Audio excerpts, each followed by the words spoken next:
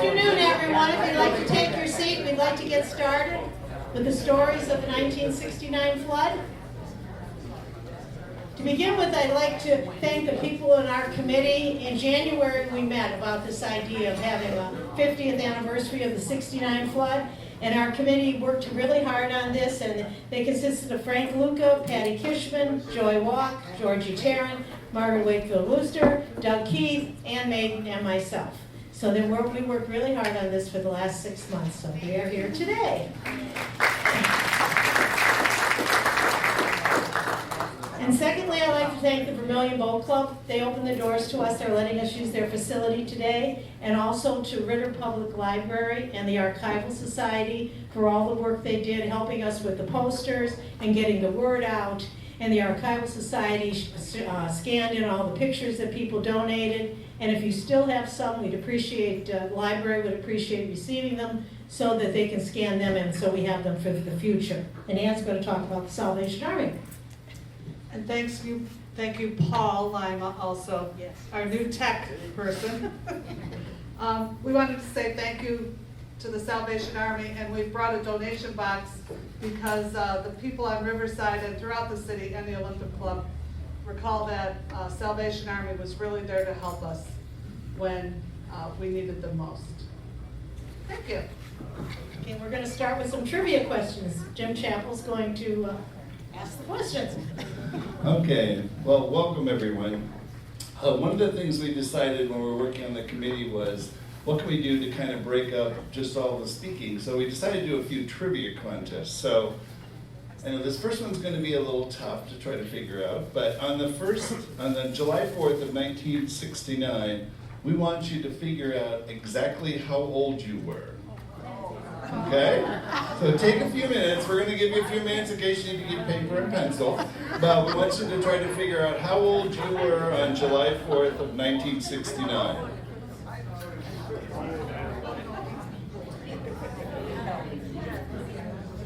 I will tell you, I was 19 years, 11 months, and 6 days. So I'm going to be 70 years. All right. We want to find out who is the youngest. Okay, how old were you? 6 and a half. 6 and a half. Do we have somebody younger than 6 and a half? We have 4. I'm also 6 and a half. Oh, you're Okay. also 6 and a half. Okay. Okay, 4 is the youngest. Who is 4? 7 months old. Okay. Well, I don't think we would meet anybody for 7 months. All right. So, yeah. Okay. I don't have my glasses, but something for safety when you're drinking. Okay. All right. Who is the oldest? Okay. Mario, how old are you? 91. 91. Do we have anybody older?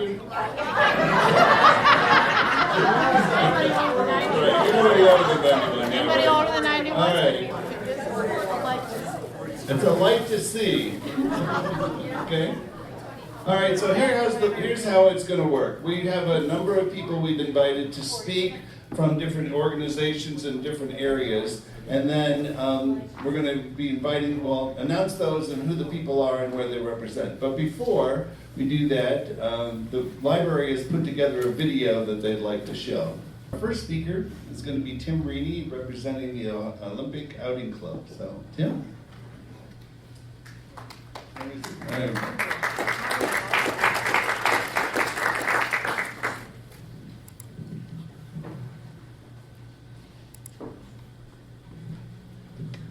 Thank you. I was told to keep it short. I tend to talk too much. But I was 11 and a half years old. Well, first a little bit about the club. We're a mile and a half south of the break wall on the east side of the river, west side of the river. In the summer of '69, we probably had about 100 kids running around every day. But being it was 4th of July, there we probably doubled or tripled that. Lot of fun down there. But when I tried to sleep out with some of my friends and cousins the night before, but because of the rain, we were forced inside. The following morning, we woke up and the water was, just above our ankles, and we were running around having a wonderful time playing in it. a little while later, we realized it was coming up quite a bit, and I took our 18-foot red canoe, and I brought my mother, my brother and sister, twins, Patty and Mike, you guys might know them, took them to the hill. The water was about to my knees. Went back down and got my my great aunt and her husband, my aunt, Uncle Walt and Aunt Helen. It was about to my waist, and then the last trip I came, it was to my armpits, and I remember them throwing me a rope. It was pretty scary. There's some pictures going by here of the club. There was 13 cottages left their foundations, and were damaged. Some of them, including ours, were able to be brought back. My dad will come up and tell you his story. That's our cottage there. It floated out the river. That's my dad jumping out of the window. We had to go back over there and get some of the clothes. We had everything we owned was in the cottage at the time, so tried to save what we could. We were able to jack it up and bring it back to its current location. There were 12 other cottages that were also damaged, and I think only 4 others were actually brought back, and it was several years later before any of them were replaced. We saw picnic tables perfectly set up the morning of the flood, floating down.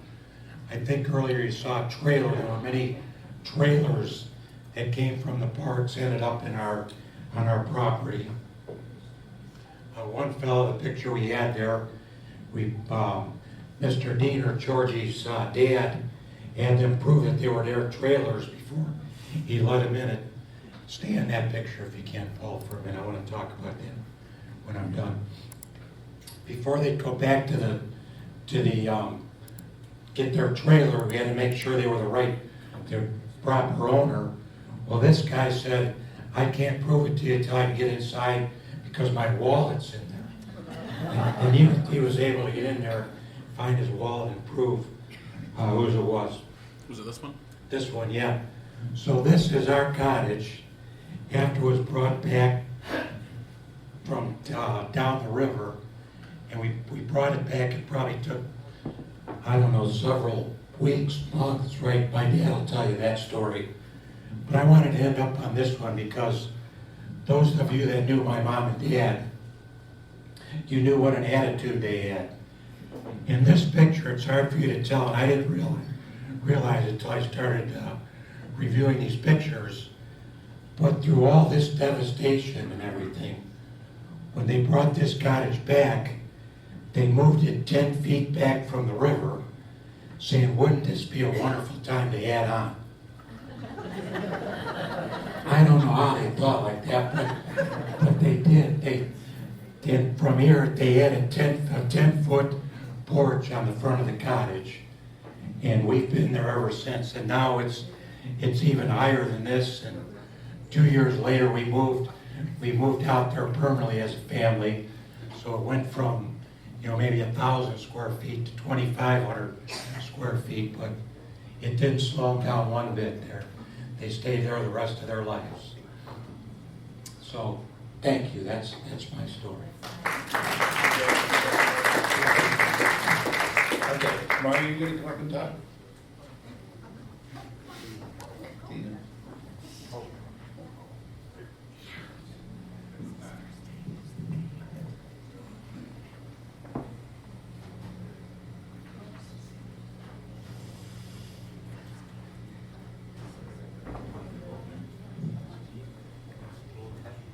I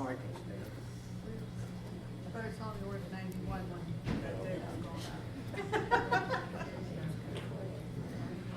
Yes, I wasn't 91 really when that happened. I'm 91 Stand now. behind the podium, please. 'cause Yeah, they're- stand behind the podium. And Dad, you too.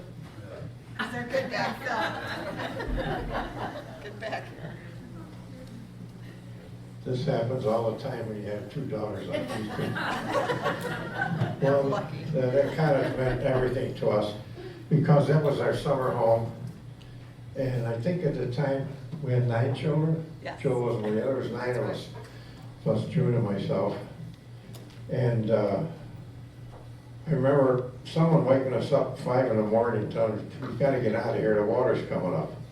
And it was true, it was coming. And we headed for the road that goes up a hill. And got over there, and my wife June said, "I think I left my purse on the floor. Can you go back and get it?" "Oh, sure." Well, the water was at my waist when I went down. It was up to my armpits when I walked up. It really came up fast. And it moved.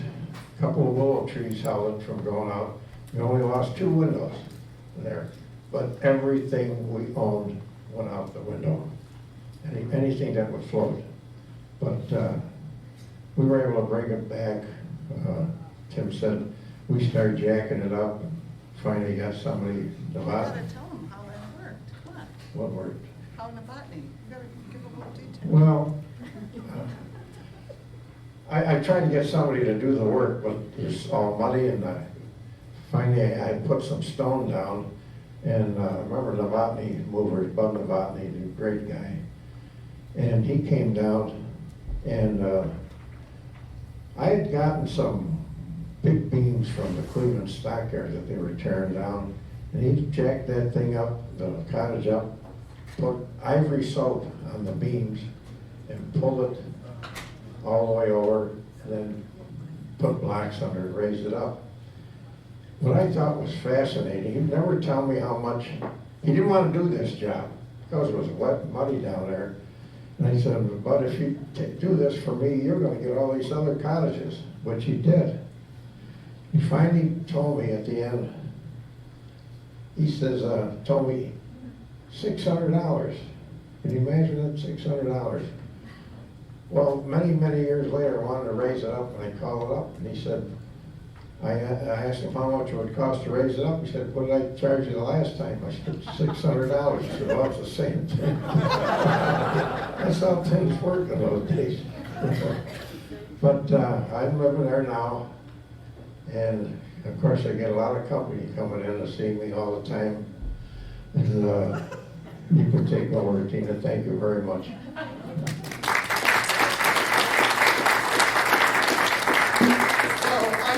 Rainey Swinehart. I was 12 at the time, and impressions that will never ever leave my memory. But the thing I remember, and I'm not going to talk long, is going in after the flood. Certainly remember the whole process Tim talked about, but going in after, and he said, you know, everything floated out the window. So I loved it because behind us was this woods, you know, where we played as kids all day long. And now back there were all kinds of crashed cottages, furniture, I mean, all kinds of stuff. Well, I thought this was a great adventure, and I was going to set out and find all of the things that we lost out of the cottage, which I did find a lot of. And actually, we got our clothes, which were, you know, everything we owned, because we lived here during the summer. So it really wasn't our home, but it really was our summer home, even though it was just a little cottage. So everything we owned floated out the window or was stuck in muck. And so we got it out, we rinsed all the clothes out in the river because it was surrounding our cottage still, got them into, I don't even remember what, put them in the van, brought them to the laundromat, washed them, and that's what we had to wear, except the following weekend we were missing a lot of stuff. We went back, got them rinsed about, and they just completely fell apart. I remember the neck bands just falling apart from that muck and mud eating them. It was disgusting. And today when I hear or see about flooding, I can think of the smell, the muck, the mess. It took such a long time to clean up, but what an impression. And those things floating down the river while we stood there watching. It was unbelievable. I hope someone talks about the truck that was buried there too, but that was another story. All right, thanks, Tina.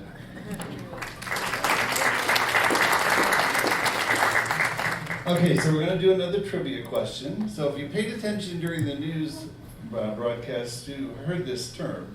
But we're trying to figure out what is the Spanish name for a widespread, long-lived, straight-line storm associated with fast-moving groups of severe thunderstorms. Somebody raise their hand. Yes. Okay, derecho. So for you, we have a gift to study for next time. So. Next time? Maybe next week. For the 60th reunion. Okay, our next speaker is going to be representing Romp. So we have Bill Romp. I saw him here somewhere. Oh, here he is.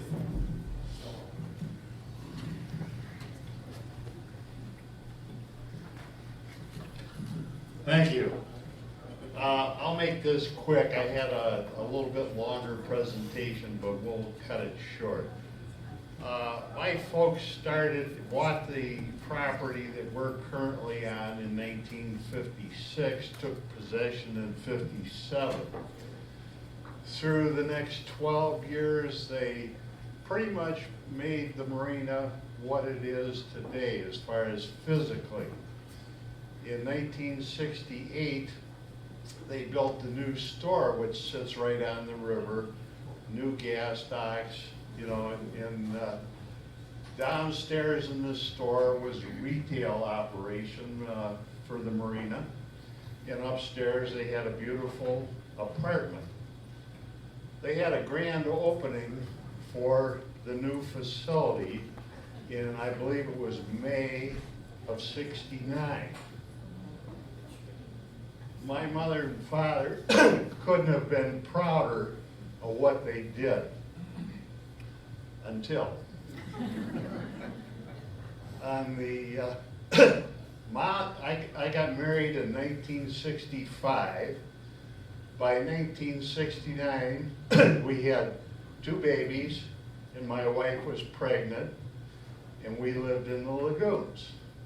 I worked at the marina. On the evening before the flood, we had people over for dinner. We had a great time. I got to bed about 2 o'clock in the morning, pretty much oblivious to what was going on. And I got a phone call at 6 o'clock that morning from my mother. She said, "Get over here, we're having a flood." Well, I thought she was kind of, you know, I was 24 years old, like, Mom, relax. Time I got over there, we had about 6 inches of water in our store. When that store was built, the elevation was supposed to have been at the 100-year mark as far as water is concerned. When I got there, about 6:30, we had 6 inches inside. We started putting things up. We figured, well, we can't get more than a foot and a half, so we put them up, put all the inventory up about 2 foot. Well, the next thing we know, we got a 1.5 foot in there.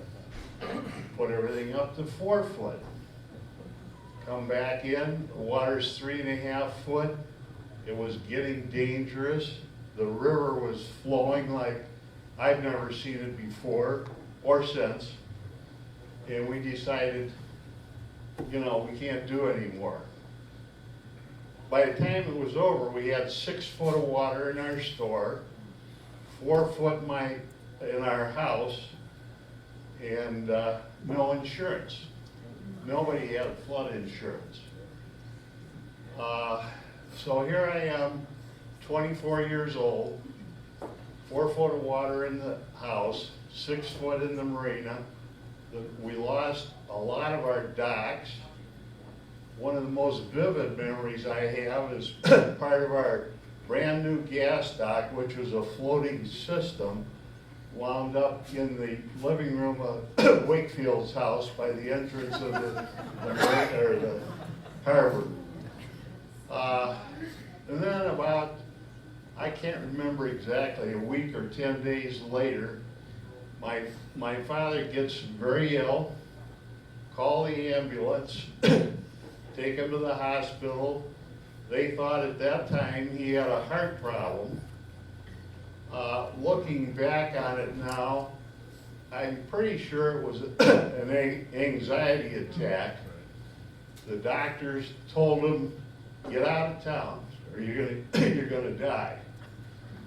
So he left for Florida, and I'm with this Marina that's still got a foot of mud everywhere. It was a memory in most ways that I don't like to look back on. There were some good things, and the good things were the people. Between our employees, our customers, and our friends, we're still here. Thank you.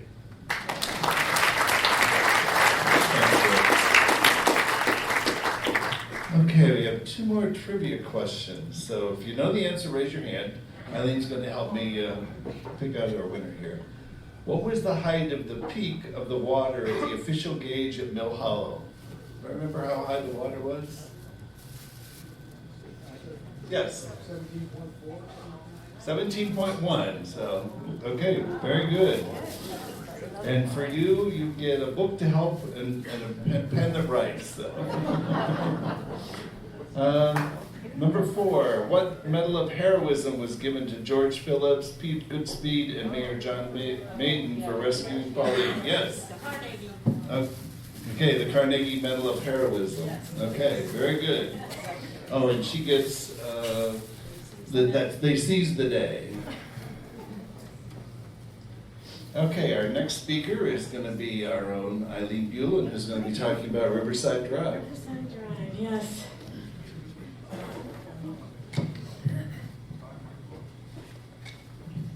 Yes, I lived on Riverside Drive during the '69 flood, and it was a Friday night, if you don't remember, the 4th of July.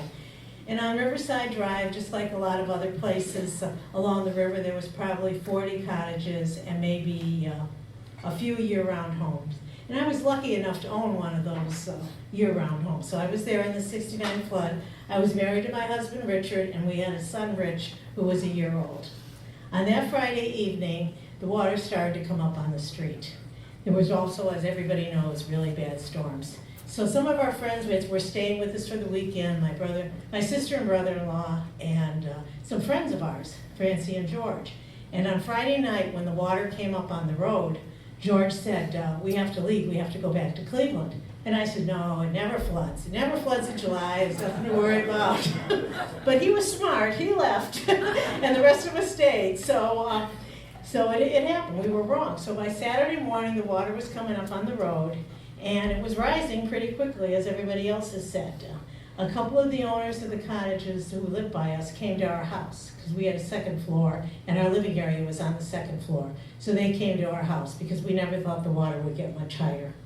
But we watched the campers come down the river, and we watched the house next door tip off its foundation.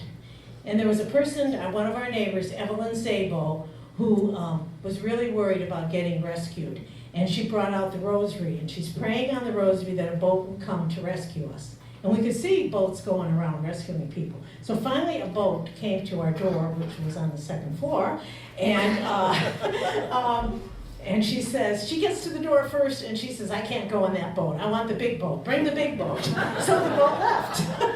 So we waited a little longer. So finally somebody else came to rescue us, and it was Bill Stanfield, actually, from Valley Harbor, Marina, who rescued us. And they took the women and children only on the boat, and we also took Mark Zabel, who was a young child at the time. We took his gerbil with us. So that's all that came on our boat. We had to leave our dog, who did survive. He floated on the bed for 3 days.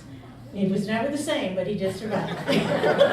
So anyhow, they took us to the bottom of Nautical Drive Hill, and they dropped us off right at the bottom of the hill, because Valley Harbor was completely flooded.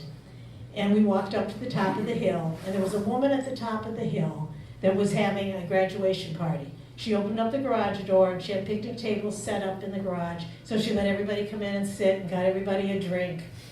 And so then finally, and I don't know who it was, somebody gave us a ride to the other side of the river where the men were, and we had to go all the way up to 113. There was no highway or anything, so the only place we could get across was 113 in Birmingham. So we went around that way. But we finally all got together.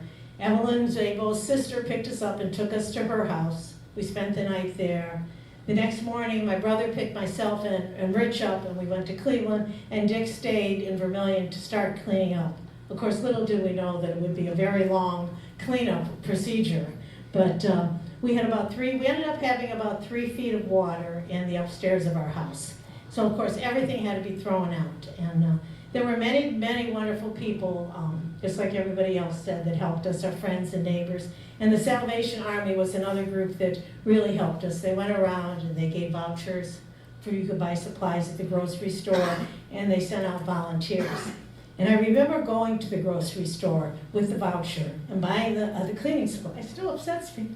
Buying the cleaning supplies, and I tried to buy a toy for Rich, and they wouldn't sell it to me because it wasn't cleaning supplies. So the woman behind me bought it, and I thought that was so nice of her that she bought this toy.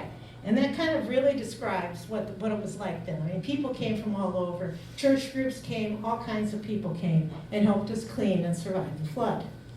On the other side of that, the Red Cross came, and this is probably not what they're like today, but at that time, they came and they said that, they could also help us, but we would have to go to Sandusky. So we didn't have a car. Nobody had a car. But eventually we made it up to Sandusky. Oh, and they wanted our tax returns too. That was the other thing they wanted. So we went up to Sandusky, and then we didn't qualify because my husband worked, so we didn't qualify for anything, so we came back home. But that was then, so I don't know what it's like now. But a lot of people gave us furniture. They gave us all kinds of things. One person brought us a TV. I remember this vividly. And I turned it on because we hadn't had a TV. And I was sitting on the crib mattress that somebody gave us. And Neil Armstrong was walking on the moon. And I thought, how could I have missed all this? That it was all going on at the same time, but it was. So that's my story. So I'm going to let Jody talk a little bit more, and she's a lot younger, about Riverside Drive.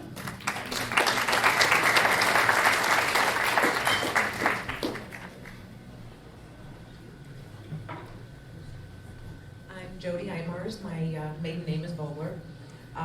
We are, at the time, we're 2 doors away from Dick and Eileen Buellin. The cottage that she referred to tipping off the foundation was one of my aunt and uncles. I had aunt and uncles on the other side of me, down the road from me. That night I remember the storms. The next morning I remember my mom waking us up very early, and my uncle, who was a really big guy, was tied to a rope and going around the valley trying to bring some people. Most of the cottages down there were at ground level, just maybe on cinder block foundations. And he was bringing people to our cottage because we, like Eileen, we had a second story. The first story was just a parking area with kind of like garage area. And then the upstairs was the living area.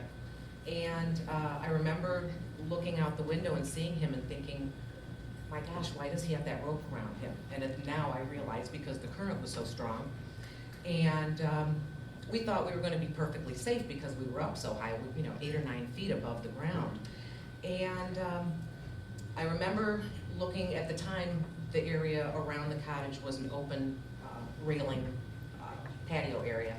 And we were standing at the railing watching things, and we'd walk around one side and then look at the other side. And the water was coming up so quickly, every time you turned and looked a different direction, something else had changed. And I remember my aunt and uncle's cottage coming down off the foundation and my cousin screaming. And they had about a 14-foot aluminum car topper that they brought my aunt's father, who was probably in his 70s at the time, late 70s, early 80s if I remember.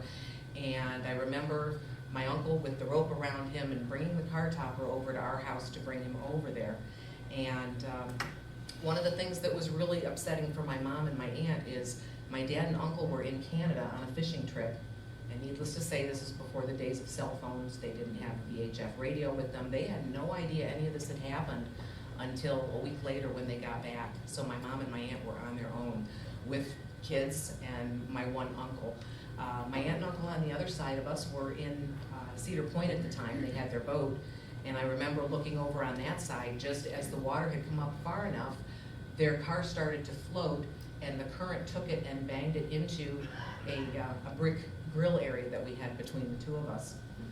And I remember counting the water as it came up the steps. We were counting the steps, and every time it came up another step, we thought, well, that's got to be it. It can't come any higher.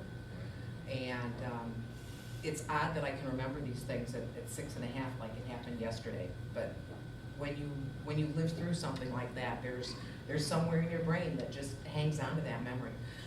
Short-term memory's not so good. The last two times I did this, I said I was 5.5. It turned out I was 6.5. So, and I remember when the guys finally came to rescue us. We never thought, people were, well, why didn't you evacuate? Well, whoever thought the water was going to get high enough to get into that second story? That's why my uncle was bringing people to our cottage. We thought we'd all be safe. So the water was one step before coming in. And my mom said, Jody, come in and help me get everything out of the bottom cabinets. And everybody's listening, well, what are you doing? Why are you worried about that? It's not going to come up anymore. Well, everything that we took out of the bottom cabinets and put on top of the countertops all got ruined because the water came up over the kitchen countertops in the second story. When we got done doing that, the only thing we did manage to save was the TV and stereo. We had bunk beds at the time, and we took the TV and stereo, and my mom put them up on top. And those managed to get saved. When they came to get us, it was another aluminum car topper boat. And there were two gentlemen that came to get us, and they put the kids in first, myself, my brother, and my cousins. And it had been implanted into our brains that we didn't go in a boat near the river, near the water, without a life jacket on. And there were no life jackets in the boat.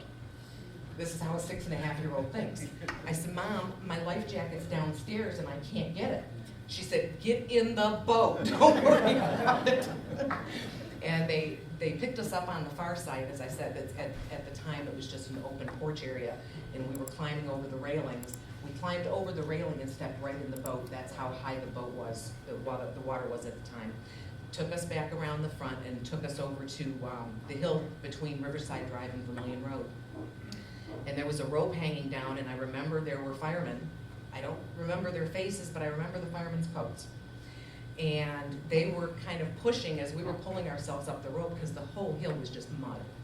And they brought us up, and we crossed over Vermilion Road, and the nicest memory of the day was there was this wonderful lady who came out on her front porch and had a great big bowl of candy. And she brought us all candy and tried to put a little bit of normalcy in our day. And I remember sitting there on her front porch and eating some candy and wondering what was going to happen next. When the cleanup started, I remember my mom trying to accidentally mix bleach and ammonia, not knowing you're not supposed to do that. And years later, when my husband and I did some remodeling, we ripped all the walls out, and there was all the mud from the flood. And you could see exactly where the watermark was inside the walls, and there was still mud caked on the studs and 2x4s. It was just amazing to think that all those years later, it was like it just happened all over again. That's my story. Thank you, Judy. Okay, how about another trivia question? What was the name of the Kishman fish tug that broke loose and washed up on the beach on the west side of town?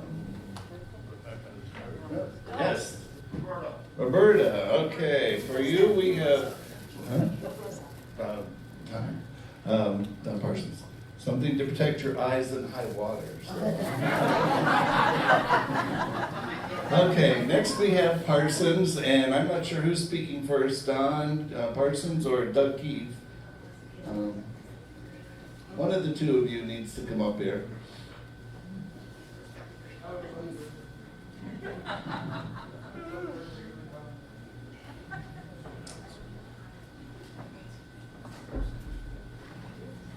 If you came up the steps from the lower level, you'll see we have a mark down there on the first floor how high the water was in the boat club. So, and as you can see, we still experience high water. Doug. Thank you. Thanks for the opportunity. I'm Doug Keith. I've run around the river with Mr. Parsons for a lot of years. In fact, a lot of people thought we were brothers. We probably are in some ways.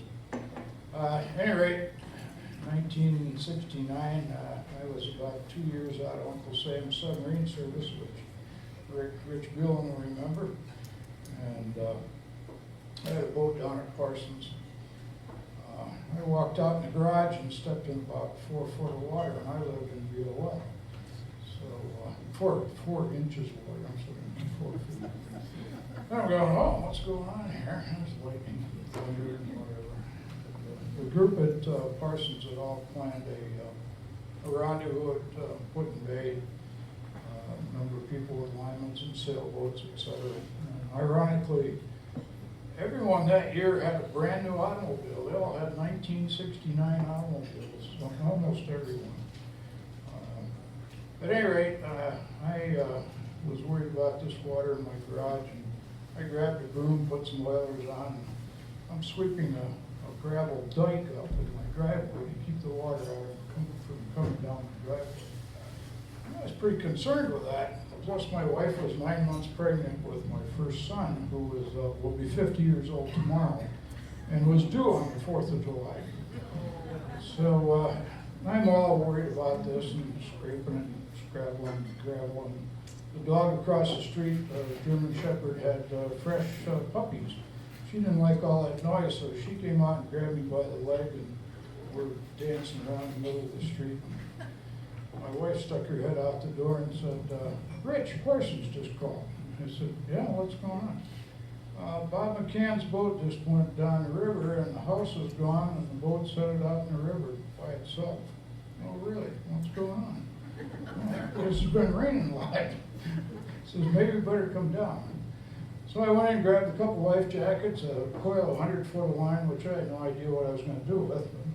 We jumped the vehicle, and we got to what's now Key Bank, I guess, Park. Walked down the hill. We walked across the valley by Dairy Dock, which wasn't there then. And, we walked in probably waist-deep water.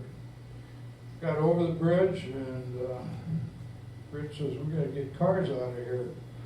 So my wife had told me that Rich and Don had tightened and chained all the boats to the bridge. Oh, that's good. We don't have to worry about the boats. So I went down there, and everybody's new car and everything. My boss had a brand new Mercedes diesel. And I remembered he never locked his door, and always threw the keys under the mat. So I said, well, I'll see whether this is it. So I got in, I loaded the low plug, started it, backed it up a little bit, and it stalled. Started again, backed it up a little bit, and it stalled. Third time, it stayed running, and I backed it up the hill and parked it. They're building on top of the hill. And went back down, and Rich said, well, we'll get the rest of it. He said, I'll pick up the back up with a tractor, and we'll get them out of there. We'll tow them up. So I went to Dean Osborne, had a new 69 Chevy station wagon. I broke the vent window and opened the door and got in. That was the first year that the transmission locked the steering wheel and the transmission. So Rich picked the back of the car up, tried to back up, the wheel spun, and that was the last car we rescued. So we went about, tying things down, rescuing cradles, rescuing everything on the ground. Don was busy on the other side with the other side of the Marina with his house and the streetcar and his bait business and his dad. And everybody's just running around tying things down and trying to rescue whatever you can to keep from going away. And we watched trailers come down the river. Everybody, I think, saw the picnic table that came down fully floated and bottles and everything. Pretty soon Tom Brown showed up because it was his father-in-law's boat that had gone out. And Tom and I sailed starboats out of here. And we talked Don into letting us use one of his aluminum boats. He had taken the aluminum boats and taken them up to the shore and tied them off at the base of the hill. So we got one of those with a 10-horse on it, and out the river we went. We got going out the river. Of course, there was no detached break wall then, and the water went out. It was very muddy, and the lake was just as flat as this floor. There was no breeze. But as you went out of the Brown River, it dropped off about 6 inches, just a vertical, like a cliff. So we jumped over the edge, checked out Tom's father-in-law's boat. It was not sinking. It was people at Linwood had caught a lot of these boats that had gone out and anchored them there was about 75 boats out there that they anchored, but they really didn't check them out very much. And we went around for a while, checked a few, a lot of them sank. Bob's boat was good, so we decided we're going back in. Got right between the jaws of the pier and had this 10-horse wide open, we're going backwards. Well, I guess we're not going up the river.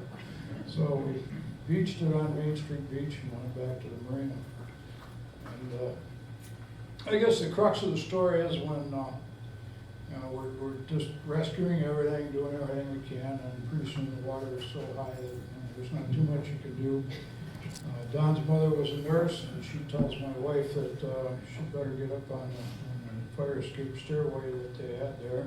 She had lost a boot somewhere along the line.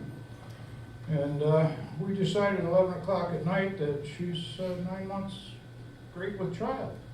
And we're on the wrong side of the river, it's the only hospital we're supposed to be in. So the two of us, 11 o'clock at night, walked across the railroad trestle and came back down River Road and went back home. And Doug was born the 8th, 4 days later. That's just a piece of my story. Thank you.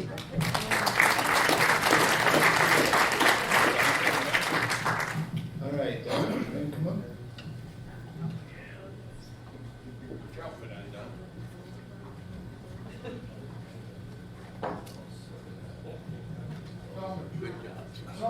Yeah.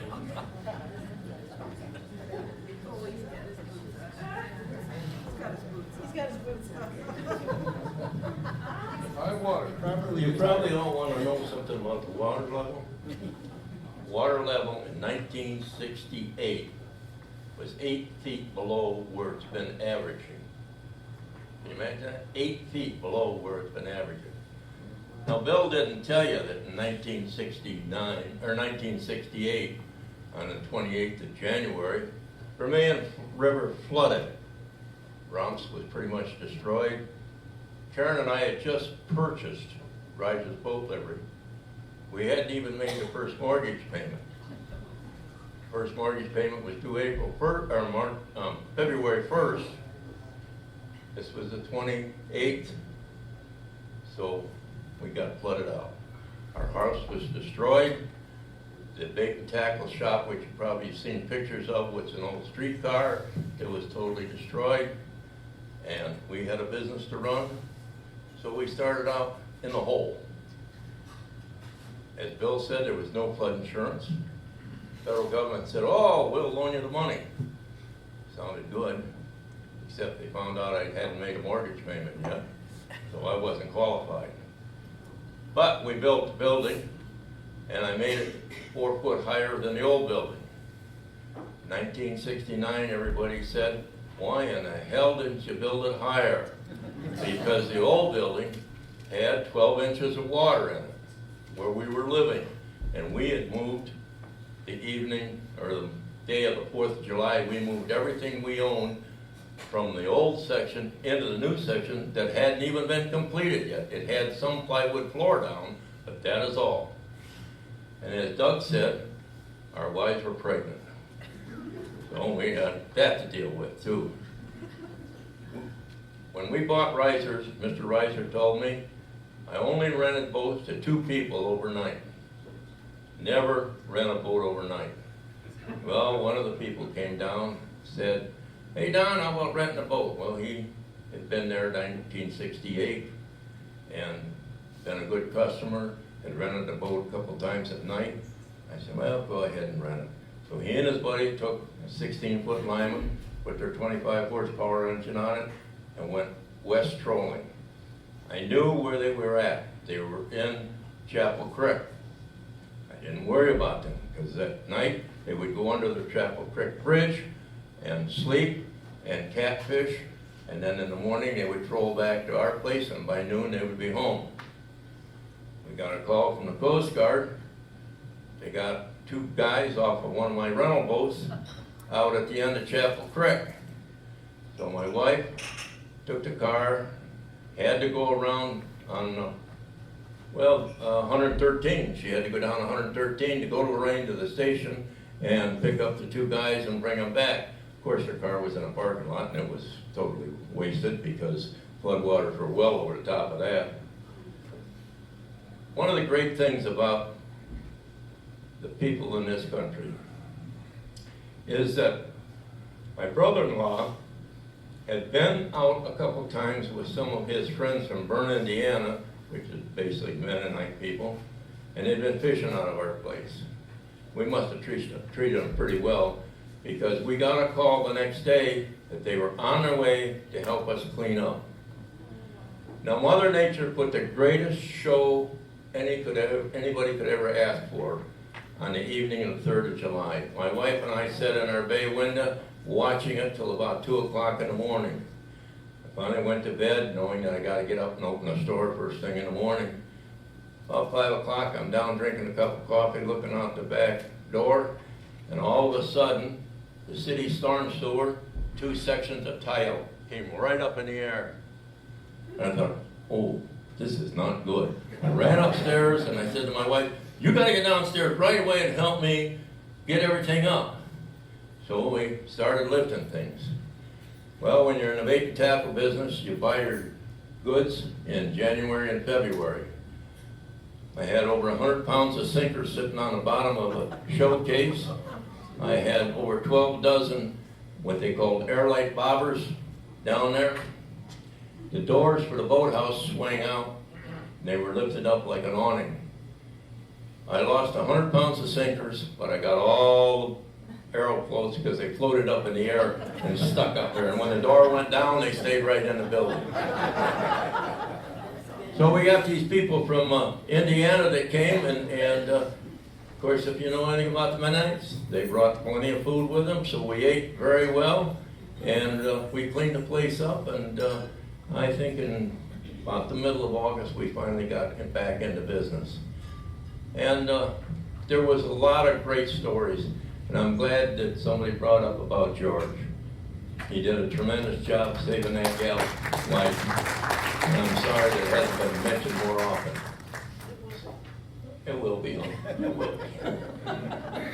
All right, well, there's a lot more to the story that a lot of people hear, but I think, well, I'll tell you one other story. A year ago, I had a gal on the boat on the Mystic Vale doing a tour, and after the tour, she said to me, she said, do you remember a boat over at Moses called Pattern? And I said, oh yeah. I said, I knew those people very well. They came out almost every Friday afternoon, get on their little 28-foot boat, and they would stay there for a whole weekend. Well, they came out on Friday night, got aboard a boat, and Saturday morning when they got up, the dock wasn't visible, so that, well, we'll just stay here. And we conversed with them back and forth from our upstairs window to make sure they were safe.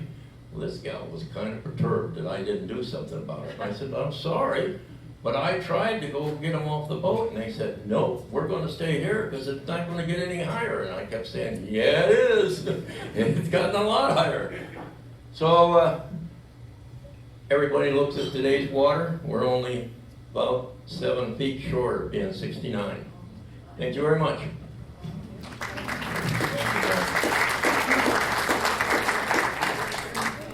Okay, let's try to figure out how much this cost us here. Does anybody know the estimated amount of damages in Vermilion due to the 69 flood?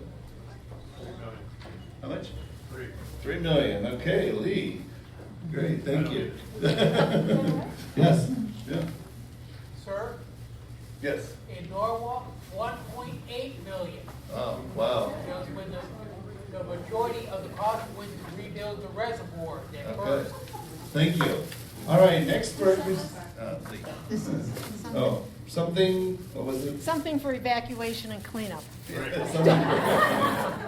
Okay, next we have the Vermilion Lagoons group. So we have Lee Howley, Susan Backus Starr, and Dick Fitzgerald. So who's going to go first? Go ahead.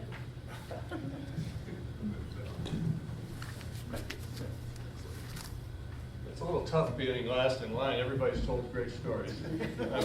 I was a little worried when Eileen called me and said, would you like to talk about the 50th anniversary flood? Made me remind me of 50th anniversary. I'm talking, how old am I to do this? But she didn't ask me to talk about the great flood of, or the great storm of 1913, so I was happy about that. I don't know what more I can add personally, but it seems to me, as I thought about this, that, and I was doing a little bit of history reading, that we ought to put the flood in context of the Vermilion River. You know, in 1913, there was when I grew up, it was always the greatest flood of ever was flood of 1913. That's all anybody talked about. Well, I did a little research, and it turns out the flood of 1913 was primarily an enormous rainstorm fall that hit the middle part of the state and the southwestern part of the state. And it caused the largest flooding and the most damage and deaths probably in the country certainly, and within a 5 or 6 year period. But that watershed obviously drains to the Ohio River, not to Lake Erie. So the impact apparently on Vermilion was minimal. So when we talk about a flood of our 1969, that truly was the largest. And then I think back as I grew up, I've spent most of my life in Vermilion, in the house we're in right now. And the first flood we really had was that I remember, and I think was true that nobody could believe, was 1959. We had a jam of ice. It happened quickly. It was at night. I remember people going down the street. You got to get out. I was a little kid, and the idea that the Vermilion could flood, the lagoons could flood, that we had to escape our houses in the middle of the night was something that was really shocking to all of us. But at any rate, I remember clearly because I spent 3 days with my father, who was Commodore of the Yacht Club, moving dock boxes off the street and off people's lawns from the Yacht Club. The next big flood, as Don referenced, was, quote, the biggest flood in history of Vermilion. That's what everybody called it. It was the Great Flood of 1968. And that was truly a big flood. That was a big deal for Vermilion. And many of the homes in the lagoons and up the river had 3-4 feet of water in it. And you can imagine now the impact that, okay, we've had one flood, we had some high water, now we got another ice jam.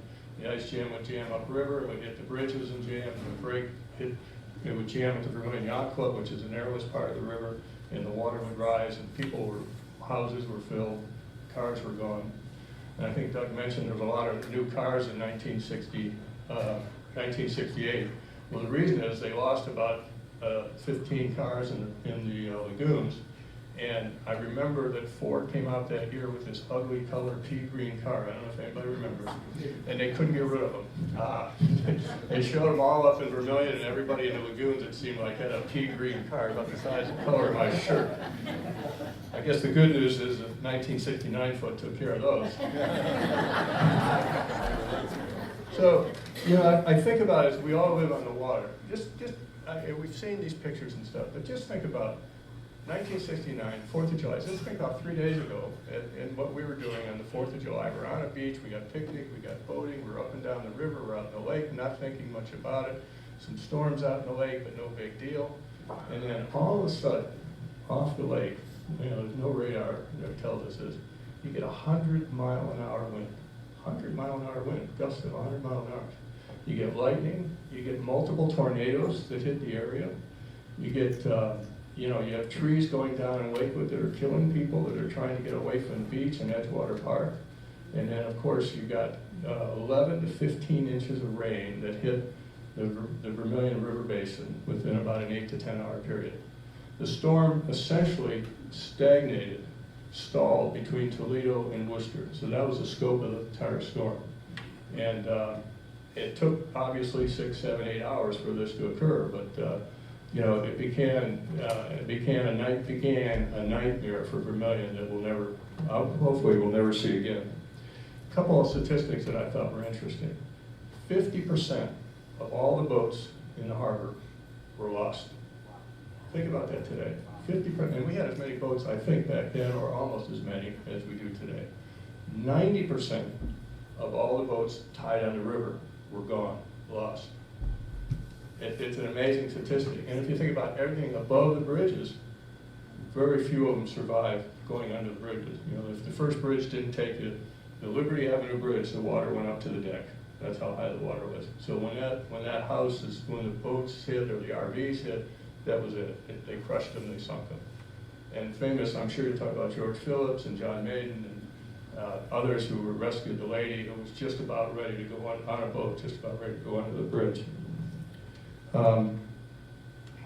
Interestingly, Vermilion Yacht Club lost no boats. That's the quirk of it. The water, as you may know, I mean, it took a bend at probably about Donnie's place across and went up Portage Drive and broke a new river all the way through the beach house into the lake. As you might know and have seen, I mean, it was amazing when you think about it. It took out 200 feet of the west breakwall, the force of that water. And then think about if you're in the lagoons or trying to salvage your house, this water has fuel in it, it's got sewage in it, it's got mud in it, and it's 5 feet in your house. And after that, we lost a lot of members of the lagoons because this was not something that they wanted to go through again. They'd already had 2 back-to-back in 18 months apart. And I think the lagoons, for quite some time, the valuations were limited because people would always say, well, that's the place that floods. Why would we want to move down there? Even I assume the Olympic Club and other places. I mean, man, the memory of that. You know, the good news is, though, we had several floods in the 70s. I do remember one in the 70s where I was walking down Willow and I'm trying to help the fire department get people out of the houses. We came to a house on the north side of Willow, and I knocked on the door and there was an elderly couple there. The water was up to my thigh. It was running to the house, but it had entered the house. It was going around. And she said, don't open the door. And I said, what do we do? And he said, you got to open the door. We got to get him out. I opened the door. The water rushed in. She almost went out the back end of the house. It was not the right thing to do after all. But I would finish by saying the good news is that, you know, the community recognized in '85, after we had enough floods, that we got to figure something out here. This is getting expensive. And Dave Groh, George Phillips, and Mayor Johnson, I believe, recognized that we had to start breaking ice. And Dave Groh, who was in the marine business, Interlake Steamship, knew George Steinbrenner, and he knew that there was a tug sitting in an American shipbuilding yard. It was built in the 1920s that could be ideal for breaking ice. And that became the genesis of it. He wrote George Steinbrenner, I read the letter recently, and said, George, we'd love to have this boat if you give it to us, and if you do give it to us, we'll name it the Philip Minch. Philip Minch was George's grandfather on his mother's side, lived in Vermilion, built boats in Vermilion, then built boats in Lorraine that became American Shipbuilding. So as others can tell the story better, the Philip Minch really started the process as unfunctional a boat as it became, I guess. It started the whole process in the thought that we needed to break ice in order to keep us happening. And since 1985, if we think about it in the context of everything, we've done pretty well. And thanks to George and a number of others who recognized the need at the time. So that's really, I don't have too much else to say, and I appreciate the opportunity, and I'm just glad this 4th was better than the one 50 years ago. Sue?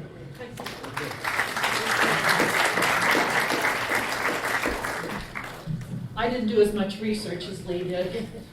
I grew up at the end of Portage Drive from 1950 on, and like Lee said, we were always aware of the possibility of winter floods because of the ice jamming up, but a summer flood was something that was sort of unknown to all of us. And without 24/7 news, at our end, we were aware that the water was high and coming up, and like everyone else, we watched the boats, the sheds, the picnic tables floating out the river all afternoon on Saturday. I had been working in Chicago and hitched a ride home on Thursday night from band director Bill Burt and Dave Henry, who were taking master's classes in Chicago, and somehow I connected with them for a ride home. They dropped me off, supposed to give me a ride back on Sunday afternoon. I had a friend from college who arrived on Saturday morning and wasn't able to drive down to our house because of the water. And I think that was really our first realization that something was going on over town, more than we were aware of. My father, who was never one to panic about water, would say, it's okay, it's all right, we're in the highest spot on the street right here. As my mother was panicking about the water coming in on her wall-to-wall turquoise carpet that she coveted. We must have moved our cars out. We had an old TR3 that I know we moved into your driveway and lifted onto cinder blocks to keep it dry, which must have been the only car of ours that made it out. But like Toady at the end of Willow, everyone was just watching everything flow by us. The lake was absolutely calm, as Doug said, perfectly calm all Saturday. And without the break wall there, the boats would swirl around and then come. There are a couple really great pictures of the boats that would just come to rest right off the beach and the pier. Now, my dad and his buddy Dick Fitzgerald could not see a good boat float away. Right, Fitz? Come on over here. Come here. Now, Fitz was a very spry 31-year-old at the time. A diver, a swimmer, Still is. and a master at hot wiring boats. So I'm going to let Fitz tell you what he and my dad did with as many of those boats as they could until my mother had a fit.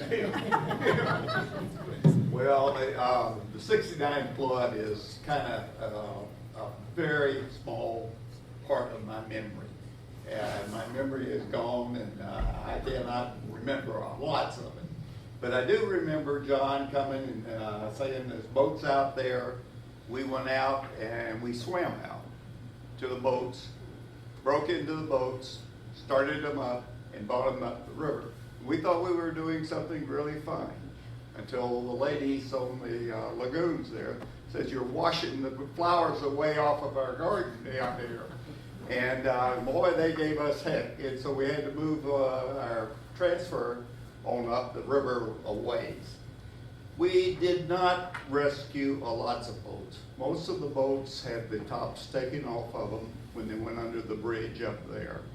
And I would say 10 boats maybe at most was all that we got up the river. Now, there were some other people, I think Romp and some of the others had boats in there. But we were swimming, and we did not have any kind of boat to get out to the thing. And it was really an ordeal. But I would like to say one thing. I'd like to thank the people of Vermilion for all the help that they gave us during that flood. They were great people, and they really chipped in and helped us out awful good. Thank you. Yeah, so that was Saturday afternoon that Fitz and my dad were running they picked out the best looking linemen, I hate to say, and brought them in. We eventually left by dinghy with water, at least waist high, and were able to get to Linwood before the street washed out in front of the beach house. We spent the night there watching people being airlifted off their roofs or second stories and watching the transformers burn. And Toady, weren't you one of the people who got a ride in the helicopter? Right. Okay, wait, I'll do this. Yeah, that's good. Yeah, that's good. Okay. When the water got so high, there was a telephone pole behind Ross' house that started to fall. And Bob thought perhaps it could land on the house with the hot wires. So we were upstairs in Ross' house, and we got pillowcases, and we started to get the Coast Guard to come to that house. And finally, after about 45 minutes, they came, and they lowered the basket, and every time Bob would grab hold of it for somebody to get in, we would get a shock. So needless to say, he got quite a few shocks. And we got in the basket, and they took us up to the Congregational Church, and that's where we landed. And it was quite an experience.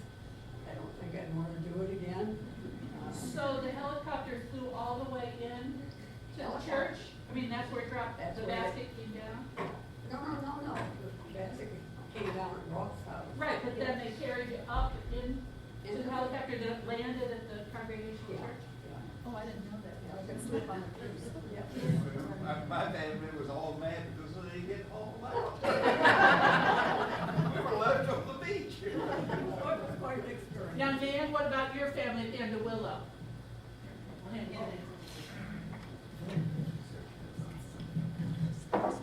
While some of the were rescued, as Toby just explained, my mother and father decided to hide on the second floor because it was a boat out in front. They said, "Don't worry, we can always sail away," said my father. Anyway, we were in Rocky River, where our home was, when we heard about this very high water, maybe even a flood.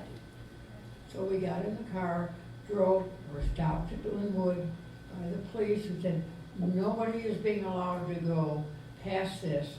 There's been a very serious flood. I said, well, my mother and father, they're there in the house. And it's no, everybody's gone, either the Catholic Church or the Congregation Church. Now, my mother's a very strong Episcopalian. She probably could have talked the aviator and we're going to Riverside. By the time we had looked and couldn't find them in either church, we were getting worried and drove back. And by that time, we could go into the lagoons, not driving, but walking. We walked into our driveway. Of course, the doors, I guess, were just blown open. Walked in and slipping on the mud and looking around, I said, George, this is terrible. From the upstairs came a little voice. You remember my mother grew through the Depression. She said, now dear, don't you worry, I'm going to get a cleaning lady for the next half a day. Well, my daughter, who was 10 years old at the time, thought that it was great. You could go and get a meal out of the Salvation Army truck. And they said, now, which is better, the Salvation truck or the Red Cross? So then they'd have to have 2 meals and make the decision. Probably the thing I've told you, but everybody else has explained. One thing that I think is important to remember. A year after this flood, we had company come and said, oh, my goodness, everything is so attractive. The houses are all painted. There's new landscaping. So perhaps that was a memory we have to live with. All right, on.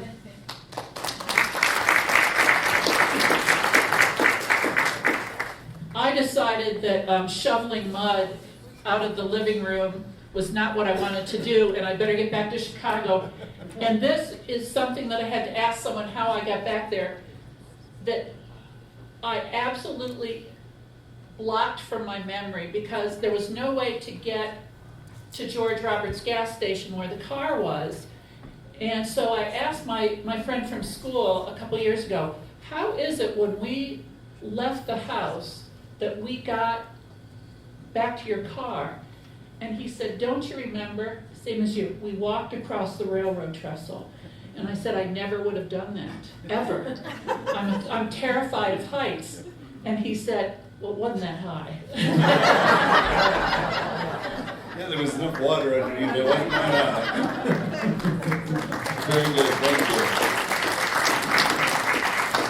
Okay, next on the trivia question. What was the name of the nursing home on Liberty Avenue where the residents had to be evacuated? Riverview. Okay, the lady. Oh, my mom answered that first, Joe. I said. Okay, next. Gail Freshman. Okay, Gail first. And for Gail, for you, we have something for bad weather. Bad weather? Something for bad weather. Oh, bad weather. Bad weather.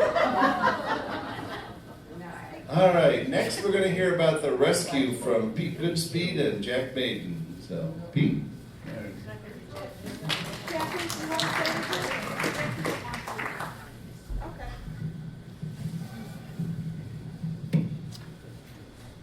Before I get started, I used to be a member here in the late 80s. What an improvement.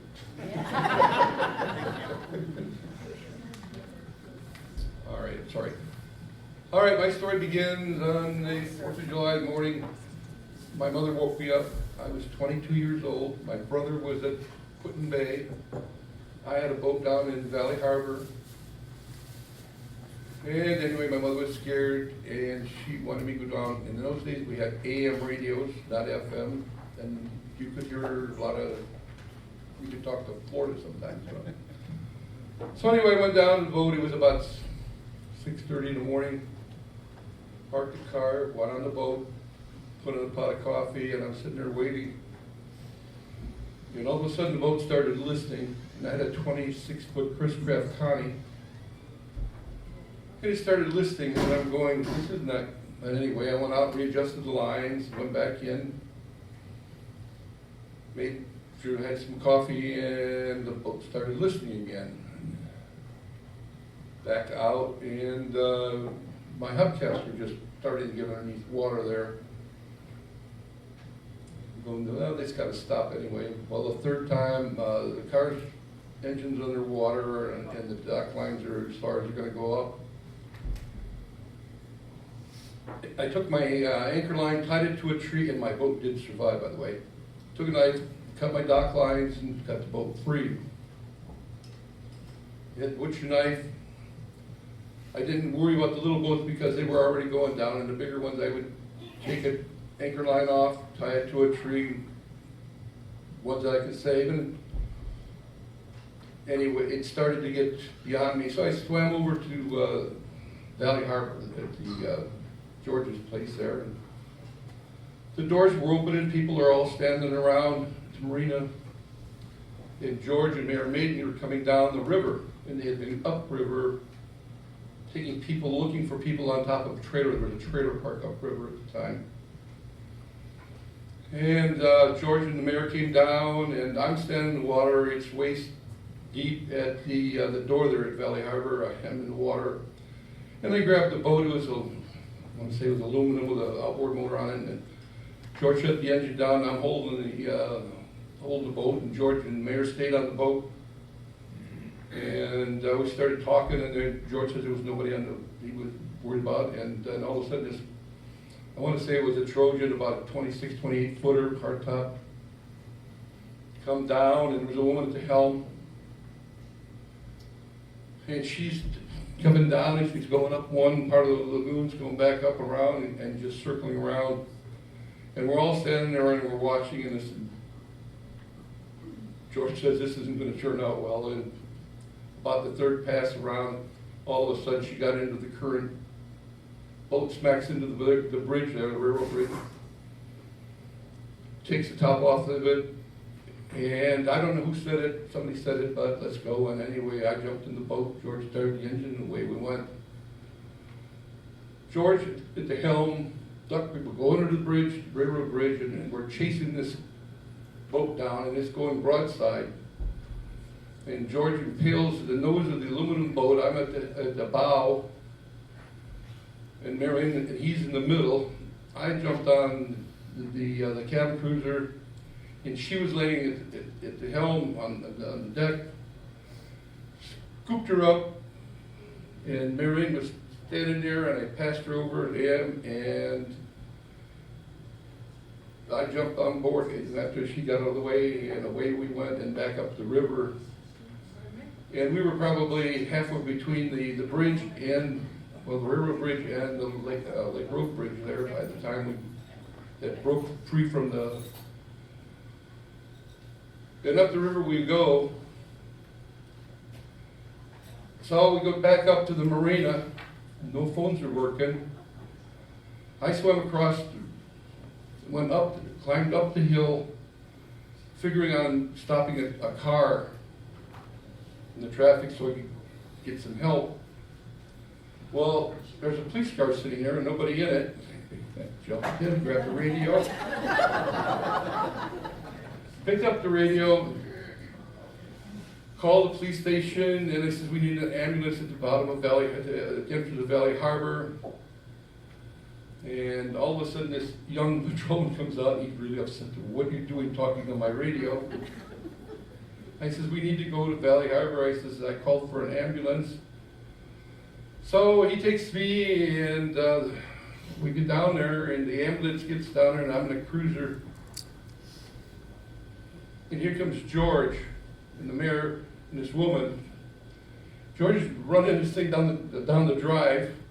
The engine's flapping up and down as it's hitting, as he's going down coming up from the Marina to the hill there where you come down.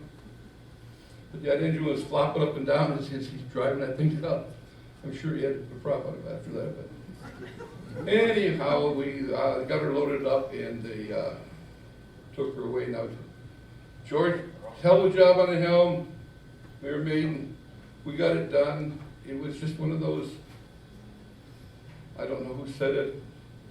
Let's go, and we went, and that's pretty much my story.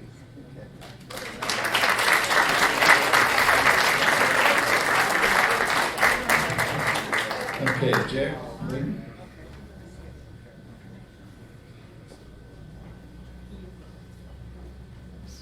Thank you. Yes, thank you. Yeah, would you please stand at the podium so you're... Oh, sure. We're videoing. Truly, I cannot expand on what Peter was saying. The only thing I can really say, I was 18 years old at the time. I graduated from Vermilion High School in 1968. The 4th of July holiday in 1969, I had my first opportunity to go to Put-in-Bay. So I was 18, almost 19 years old, and I was going to imbibe in a little 3-2 beer.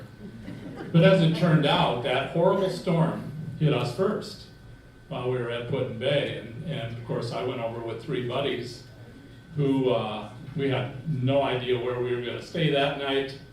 As it was, we ended up sleeping on something like a carport on the main street of Put-in-Bay between 2 of the shops, along with about 30 or 40 other people, or leaning up against the walls or whatever.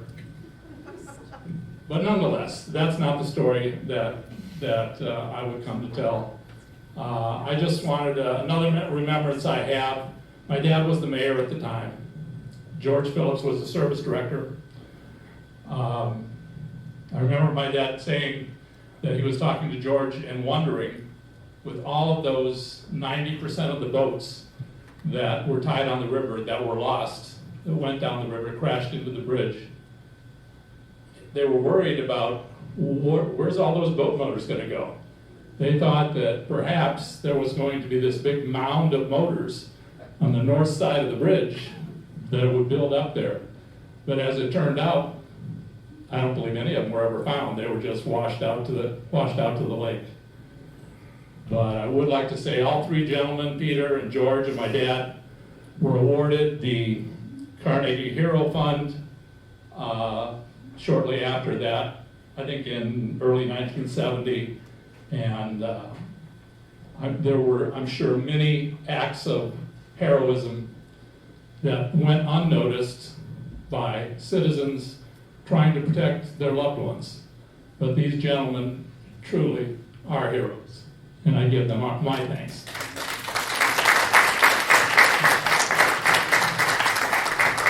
Thank you, Jack. Okay, we have a couple more trivia questions. Next one, if you paid attention, you heard the answers to both of these from some of our speakers today. The force of the water caused 2 new channels to form in the Vermilion River. Where were they both located? Yes, done. One through the Vermilion Lagoons and the right? The other through 10th and Margaret Wakefield's house. Absolutely. Okay, very good. And for you, we have something to help keep you dry. Literally. Okay, and then the last one. What were the names of the 2 churches used for shelter for those evacuated? Cody's got it. Raise your hand. Yeah, somebody raise it. Tootie. Okay. Doug? Okay, no, it wasn't St. Mary's. Yes. Catholic Church? No, it wasn't the Catholic Church. Congregational. ENR? It was Trinity Lutheran and the Congregational Church. Okay? Okay. All right, this time we'd like to welcome Joy Walk, who is the new director of the Ritter Public Library, to come up and say a few words. What a wonderful afternoon. I'm glad you came today. I would like to take this opportunity to invite you to the library tomorrow. We are going to continue the stories of the resiliency of the people of Vermilion during the flood. And actually, every month we have an opportunity to share the stories of Vermilion. And the Archival Society in town, along with the museum in town, have partnered together with the library to present the stories of Vermilion. And I would just like to take this opportunity to invite you to share in those stories. Thank you. Okay, thanks, Joy. And then, as you heard this afternoon, I think it's been the resiliency of the people of Vermilion, as well as the generosity and the good-heartedness of people that helped us survive this 1969 flood. If you haven't had an opportunity to kind of look at the materials from the Archival Society, there's a lot of things over on the table. We do have a cake, and so we're going to have somebody cut the cake, and, well, Patty, we'll let you cut the cake. So we'd like everybody to stay and have some cake and continue the conversations. We have one last trivia question. It's a big question. Yeah, this is the finale. And you'll win 2 perch dinners here at the Vermilion Boat Club. As you know, this summer or this spring we've had a tremendous amount of water. We want to know how many days has the Vermilion Boat Club parking lot been flooded? Every day. Yeah. Anybody raise their hand have a number? Every day. Every day. That Jim Ott and I could hear you that voice. How many, Vicki? What'd you say? That wasn't me. Oh. Somebody said 100. Not 100, not that much. 63. A little higher? A little higher? 78. 78. Who said 78? Did you look at my sheet? Close. Uh-oh, you ran out of juice. And my battery died. Okay. Well, Ann won. It was 78 days that the parking lot's been flooded out there. So, please stay and enjoy some cake, some food. Thank you, everyone, for coming.